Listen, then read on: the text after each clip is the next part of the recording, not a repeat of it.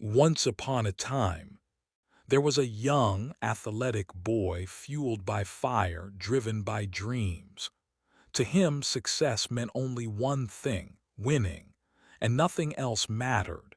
In his small village, a running competition was announced. 3 boys, 1 race, 1 winner. The whole village gathered to watch the spectacle unfold. Even a wise old man who had heard whispers of the boy's hunger for victory traveled far just to see him run. The race began. The competition was tight, neck and neck, stride for stride. But the young boy, he dug deep. He summoned his strength, his willpower, and surged forward. He crossed the finish line first. The crowd erupted.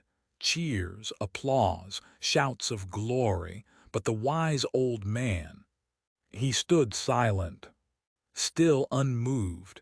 No smile, no claps, no nod. The boy, however, felt pride swell in his chest. He was important. He was somebody. A second race was called. 2 new strong challengers stepped forward. And once again the boy ran. Once again he won. And again the crowd cheered wildly. But the wise old man, still no reaction. The boy felt even prouder, even more certain. He was a winner. Another race, the boy pleaded. He was eager, addicted to the applause. This time the wise man stepped forward. He chose 2 new challengers. An elderly, frail woman, and a blind man. The boy looked confused. "What is this?" he scoffed. "This isn't a race." But the old man only smiled. "Race," he said calmly. The signal was given. The boy ran, alone. He crossed the finish line. The 2 challengers hadn't moved an inch from the starting line. The boy raised his arms, victorious once again. But this time, the crowd was silent. Not a single clap, not a single cheer. The boy looked around, puzzled. Why aren't they cheering?" he asked. The wise man looked into his eyes. "Race again," he said, "but this time finish together." The boy stood still, thinking. He turned, walked back. He stood between the old woman and the blind man, and gently took their hands. The race began again. Slowly, step by step, they moved forward together. No one rushed.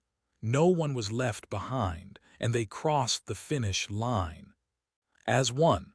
This time the crowd exploded with joy, cheering, waving, smiling. The wise old man nodded gently and smiled. The boy looked up. "Old man, I don't understand. Who are they cheering for? Which one of us?" The wise man placed his hands on the boy's shoulders, his eyes kind, his voice low. "Little boy, in this race, you have won much more than you ever have before. And today, the crowd does not cheer for a winner. They cheer for something far greater. In life, ask yourself, what are you running for? Are you only hungry for success? Is winning your only measurement of worth?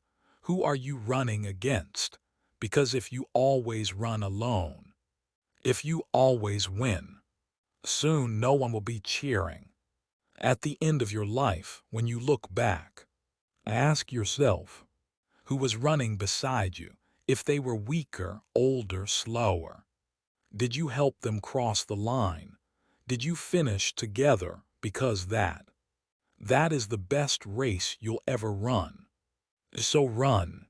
Run this race we call life. But remember, it's not about how fast you finish. It's about how you run. This is There to Do, sharing stories that move the soul. Thanks for watching. And as always, stay humble, stay kind, and stay blessed.